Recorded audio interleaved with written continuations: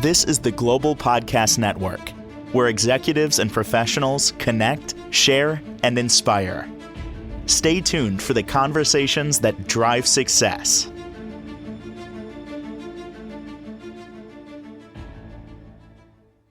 Hey, welcome back, everybody. Now, we know that we should be eating reasonably well. Most of us have good intentions with that.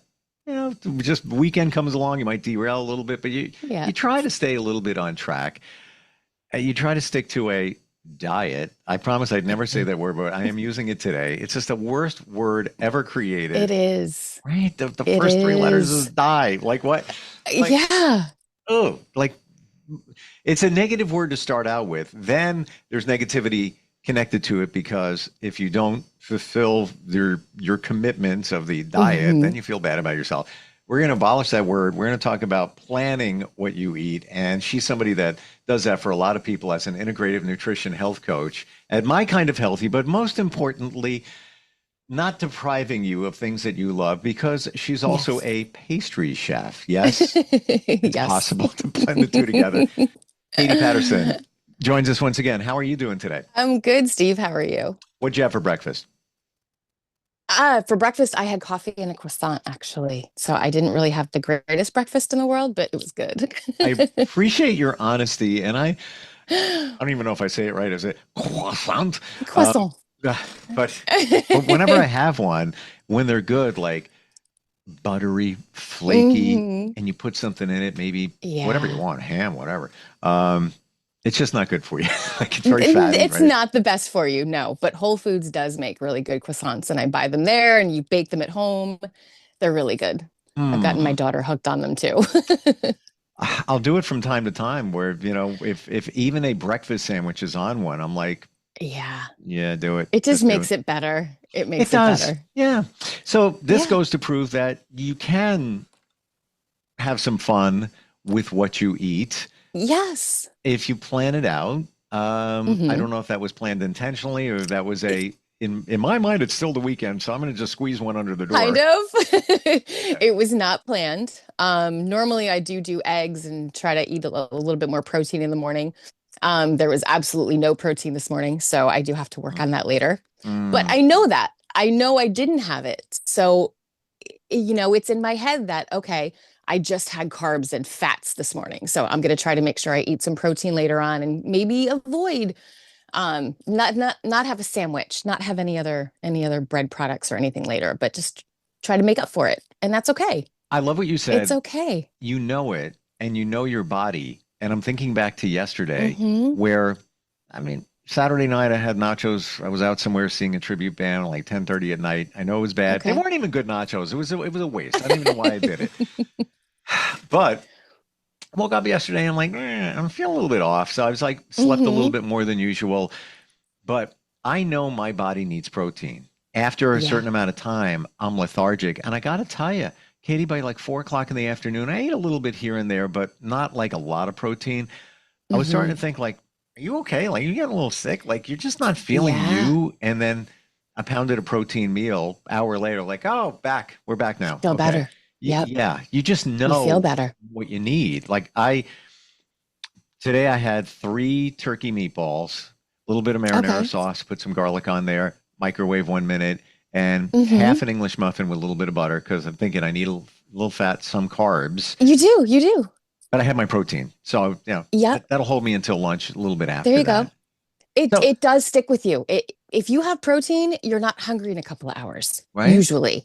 If you don't, I know myself, I will be hungry for something else in a little while. I'm sure as soon as this is over, I'm going to go grab a handful of nuts or something like that just to tide me over, or even a protein shake just because I need it. And I know I need we're it. on the same diet except for the croissant, but I'm on your page there. Like, in the other room, there's like a waiting area, another studio over there. Okay.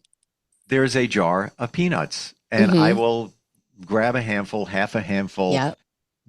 If it's in that stage of the day where it's like, I need a little something, don't really have time, need a, protein hit, and it gets the job done. Nuts are like my best friend. I love them. I every day, usually like, I know when it's around 3 o'clock without looking at a clock or a watch because I need my nuts. And it just tides me over. It because tides there's you a little over. bit of protein in there, Exactly. right? And you get a little salt. You get like it's Satisfies the you. crunching on something. Exactly. It does. It satisfies you, and it just holds you over. What's up with protein? Like, why does that work better than carbs or keep you going longer?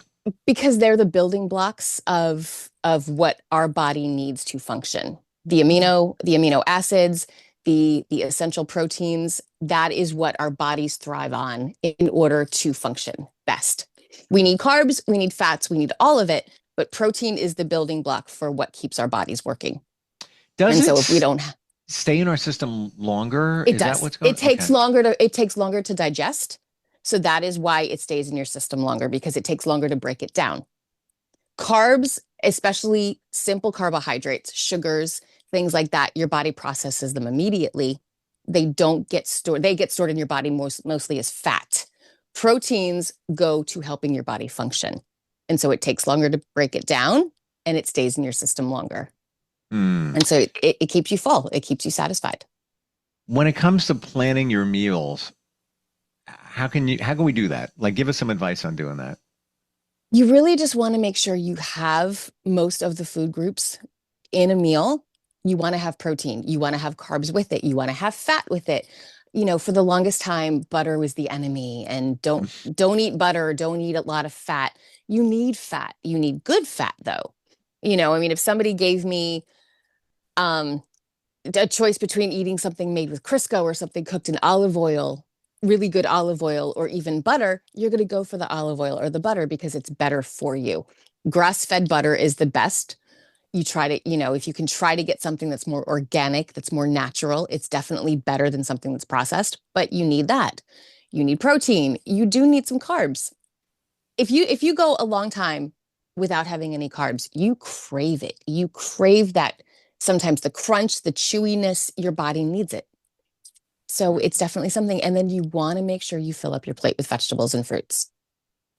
That should be more than anything else. And then you have your protein, then you have your little bit of carbs, however that is, if it's rice or if it's potatoes or pasta, something like that. Nothing is off limits. It's just a matter of balancing it. Isn't it amazing? I'm getting flashbacks to the whole butter thing. And decades ago, we were led to believe that butter was bad for you. Where did that come from? Things like, I can't believe it's not butter. And I got a flash in my mind. I don't know if you remember this, but the marketing campaign. Do you remember Fabio? Oh my God. Yes. Like, I don't even know who the hell he was. Like, as a male model with long hair. Yeah, on all the romance books. Is that what it was from? Yes. He was the male model for the cover of romance books. Well, he was also the poster child for I can't believe it's not butter. Yeah. And like, I'm Fabio. I cannot believe it's not butter. And we were led to believe that butter's bad for you. Yeah. And even a friend of mine, I met him years ago. He's a nutritionist, fitness guy as well. And he even talked about it and even admitted probably like 10 years ago, 5 years ago, somewhere around there to me that, no, butter. Don't none of those substitutes. Butter is great for you. Absolutely. Yeah, it is. It is. I know people that put butter in their coffee. Yeah, it's weird. I see your face. Oh my gosh. It's weird, but it's true. Some people, it's like bullet coffee. When people put some kind of a fat in their coffee, again, it sticks with you. It helps fill you up. I can't do it. I can't get past the little greasy film it leaves on top, but it is a thing. It is a thing. Wow. Butter, look, you want to eat foods as they were intended. Butter is way more natural than something that's processed. Yes. Like margarine and all that. What happened and why were we all led to believe butter is bad? It was marketing campaigns.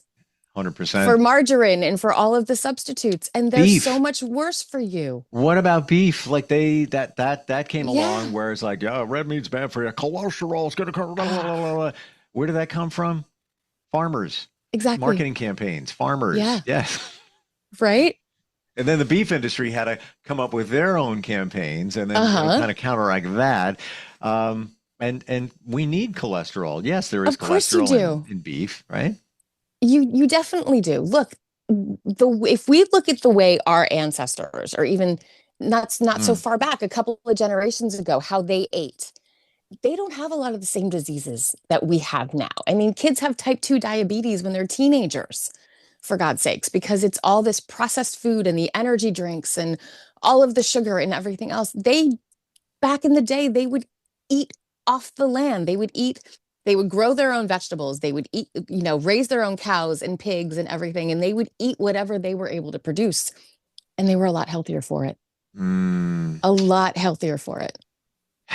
Even young people today are getting colon cancer. Staggering numbers, people in their 20s, maybe 30s. That never happened back in the day. It's scary. Yeah. It's really scary. And what you have to look at is what we're putting in our bodies and really just take a step back and try to eat as clean of a diet. I hate that word. As clean of a meal plan as you possibly can. Because if you think of a grocery store, right? If you shop the outer perimeters of a grocery store, the produce section is always on one side and usually the freezer section is on the other. Inside, in the middle, all the other aisles is all the packaged processed foods. Stick to the outer parts of the grocery store as much as possible. It's that simple. It's really simple. And you buy as much produce and fruits and vegetables as you can. And just try to avoid a lot of the packaged foods, because anything that's processed has to have some kind of a preservative in it. There's added ingredients that is not the way it was intended to be eaten. So I'm thinking about the layout of every grocery store I go to, and I alternate between two of them. One has this thing, and sometimes the other one has that thing. So, I just kind of change it up. Yeah. But you're right. Like one of them, produce to the left, dairy products on the right. And actually, if you, like you say, the perimeters, because a lot of them, it'll be to the left, the produce. But then if you continue around to the edge of the building, it's the meats, and then back to the dairy. Exactly. Is there a reason that they do it that way? Is marketing wise? I think that's where they have to have the coolers and all of that. They're able to have it on the outer edges. I don't know if it's anything as far as psychological why they do it that way. They do have all the processed foods though in the center, because you just go from aisle to aisle to aisle and you wind your way around. And if you notice, grocery stores will constantly change the layouts and constantly change where they put things, because it gets you to have to walk around in every aisle to find things. Yeah, I noticed that the other day. Like they used to have a big display of cans of different types of beans. I know it sounds ridiculous, ShopRite. And I would go there. It was like 4 for $5 or something like that. And I'll buy different types of beans. Yeah.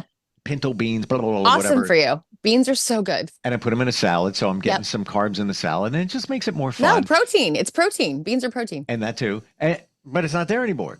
I mean, I am talking 1,000 cans, all different. Yeah. Then they moved it. I'm like, where'd you go? And you have to search around the store, and you probably end up grabbing something you didn't intend to buy. That's what happens. Probably. Yeah. Yeah. It's what happens. And never go shopping hungry. Never go shopping when you're hungry. Point. I'm also thinking too that produce, think about this, and your store where you go, or stores, is the produce usually left? Yes. So my friend works at BJ's. He just started, he was at one location for a while, did really great there. They pulled him off to another location. He started at that other location today here in the New York metro area. And he told me, BJ's, all right, they got everything. Paper towels to meats to everything. Yeah. The biggest seller is produce. Really? Number one thing by far. Wow. So they're always on top of it to make sure that it looks fresh and blah, blah, blah. So I'm thinking that in terms of when you walk into a store, to factor out BJ's because it's a different type of store, but the traditional grocery store, you normally go left. Like we go left to right. Most people, we go left. That's why the produce is there, because that's one of the biggest money makers for it. Absolutely. But thank God though, because if you were to walk into an area where you walk into the potato chips and all of the snack foods first, you'd end up putting that stuff in your cart first. True. So if you start off in the produce section, you're at least ahead of the game. You're at least getting some of the good things. And it's just a matter of allowing yourself to realize you need that. You need the vegetables, you need the fruit, you need the all of the produce you can put in your body. I put spinach and different kinds of greens in my smoothies. Like, get it in as much as you possibly Mm. can. Mm. Anywhere you can get that stuff in. I'm stuck on fruit smoothies. I haven't graduated to vegetables yet. You don't really taste it. If you put spinach or something in, I've put frozen cauliflower in, you don't even know it's there. Ooh. It sounds weird, but and No. it helps to make it, you don't need ice. You have something else in there to make it nice and frosty, but you don't even realize it's there, but you're getting the benefits of it. Thank you. Yeah. I'm going to do that because I'm a creature of habit. So what do? It's, oat or almond milk, frozen Mhm. strawberries. I'm so tired of buying strawberries and them going bad. I Plus, know. it's like putting ice in there. Exactly. I'll let Exactly. like three-quarters of a banana I'll throw in there, Yeah. protein powder, and then mix it up. And so it's fine. But imagine Yeah. adding something else to it. Hmm. Now you're getting more You fiber. put the greens, you put whatever. Definitely add some greens to your smoothie because it doesn't change the flavor. It might Mm, change the way it looks a little bit. yeah, Doesn't always look the most appetizing. Just put it in something where you don't see the color. right. Wow. They used to make fun of me at work all the time. They're like, "Oh my God, it looks like baby puke." I'm like, "I don't care. Leave me alone." Right. Because it's good. Well, not to be gross, but when in a newborn, when they poo, it Hmm. doesn't come out No, traditional it's looking. no. It's Yeah, it's not no, it's yeah, not appealing. yeah. Put it in a cup. You can't see it. Exactly. Um, I'm thinking that even if you do your best to eat well, Hmm. you're probably still not eating the best that you possibly can. Where am I going with this? Because there's so many, our food supply is so tainted anyway. Yeah. That's why we need to take the extra step, be it Hmm. organic or just be mindful of it. Because even if you're thinking, well, I'm doing something great, yes, you are, but we're still challenged by our food supply. It's not We like they are. picked it out of the ground, put it in a truck, dropped it off at the grocery store, and you got it. There's so much more Exactly. involved, right? Exactly. I mean, just the amount of time it takes for the food to get to the grocery store. It's Yeah. it's never as fresh as you think it is. I mean, if you have a produce stand or any kind of a little farmer's market near you, that is the best place to get a Yeah. lot of your fruits and vegetables. I know sometimes it's a hassle to get there, and not everybody has access to that. So get it wherever you can. But you're right. You're right. And that's why, like, organic is important, as if you can eat organic and if you can afford to eat organic, because unfortunately it's ridiculously expensive. Yep. But if you're not consuming the chemicals, the pesticides, what they put on these fruits and vegetables to make them grow bigger and brighter and look prettier, sometimes the uglier fruit is what tastes better anyway. So try to get it as Mm. fresh as possible. But you're right. It is everything is a little bit tainted Yeah. unless it comes directly from the ground. And And that that's doesn't why happen often. I even think too, when you go, if you can, go to that farm stand, have a conversation with the farmer. Yeah, Yeah. your pesticide. What kind of pesticides are you putting on that? Just kind of curious, Hmm. want to learn. Pick their Exactly. brain. It's Yeah. a knowledge is power. And the expensive organic, I totally get it.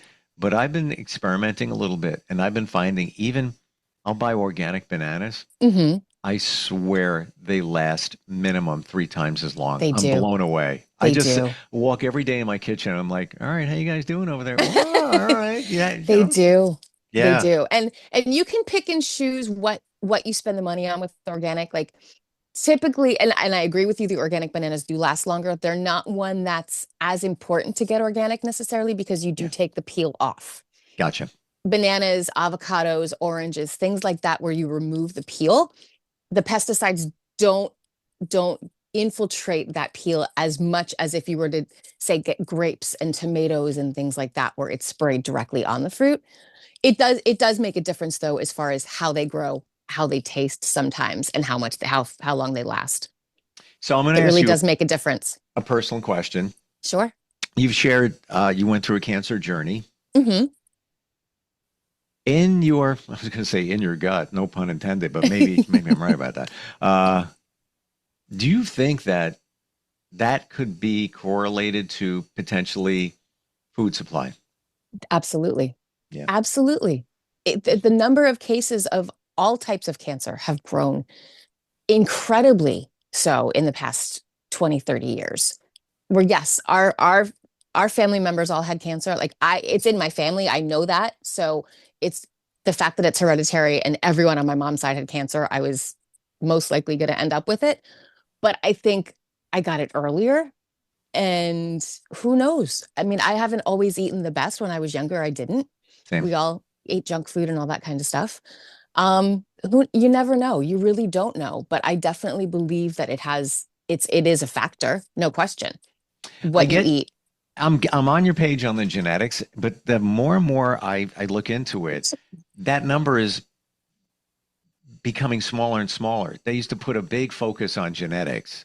Mhm. Now it's a little bit less Yeah, every couple of years. Um, yes, it's a factor, no doubt it about is. it. But even look at, people in, like we said before, people in their 20s with colon cancer. Oh Yeah. my gosh, talk about food supply. There Yeah. it is, Well, I mean, to that effect, I was genetic. I had genetic testing, so I didn't have the most common breast cancer gene, like the BRCA gene. I did not test positive for that. I don't know what gene my family members had. And Mm, my doctor said to me, she said, if you have that many family members that have all had breast cancer, there's obviously some kind of a common gene within your family. We just don't know it yet. So even though I didn't test positive for that gene, it doesn't mean there's not some kind of a correlation. But I do believe that wow. other factors played a part in it too, no question. Yeah. Yeah. And it's the water we drink, it's the air that we breathe. I mean, we live in a very, very overpopulated area. There's lots of gases that we breathe in all the time that we shouldn't be breathing in. The water supply isn't the cleanest it could possibly be. So who knows what it is that's causing all of these diseases, but something is for sure. I completely agree. And even I'm with you there on the water. I'm on Long Island. Hmm. We got good water, but there are pockets and areas Yeah. where the water is really bad. And I worked Mm. with somebody who passed away now 3 years ago. Okay. She was barely 40, breast cancer, and she grew up and lived in an area that is known in this area, where they identified toxic dumping and tainted Mm. water supply. And she was so outspoken, so Yeah. wonderful.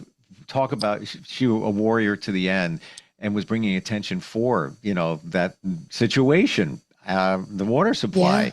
I'm convinced that had something to do with it. Had Yeah. something I, to I do with really, it. I completely agree with you. Mm, Unfortunately, what we put in our bodies, every single thing we put in our bodies has an effect. yeah.